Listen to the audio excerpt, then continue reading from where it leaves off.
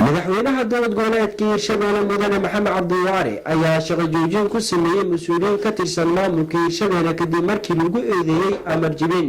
Waxaa qodobkaasi inoo faahfaahinaya Yaasiin Cali Axmed Yaasiin Laya. war qoraal ah oo ka soo baxay xafiiska madaxweynaha maamulka Hirshabelle Dr. Maxamed Cabdiwaare ayaa waxa shaqada looga joojiyay wasiir dowlihii wasaaradda dastuurka dowlad goboleedka Hirshabelle Saadaq Mukhtaar Cabdulle. xildhibaan Saadaq Mukhtaar oo ahaa wasiir dowlihii wasaaradda dastuurka dowlad goboleedka Hirshabelle ayaa lagu eedeeyay in uu jabiyay amar ka soo baxay madaxweynaha Hirshabelle Maxamed Cabdiwaare kaasi oo ahaa in la isugu imaan karin goobaha dadweynaha ay ku kulmaan. qoraalka ayaa lagu sheegay in wasiir dowlaha wasaaradda dastuurka dowlad goboleedka Hirshabelle uu shalay ka qayb galay munaasabad ka dhacday magaalada Jowhar ee caasimadda dowlad goboleedka Hirshabelle xilli madaxweyne Waare oo amar ku bixiyay dadka aysan isugu imaan karin munaasabadaha si uusan u sii faafin caabuqani coronavirus. warqadan ka soo baxday xafiiska madaxweynaha dowlad goboleedka Hirshabelle Dr. Maxamed Cabdiwaare ayaa waxa ay cirkaasi gelin kartaa xiisada ka dhaxaysa dowlad goboleedka Hirshabelle iyadoo ay ku soo fool leedahay doorashada guud ee dowlad goboleedka Hirshabelle.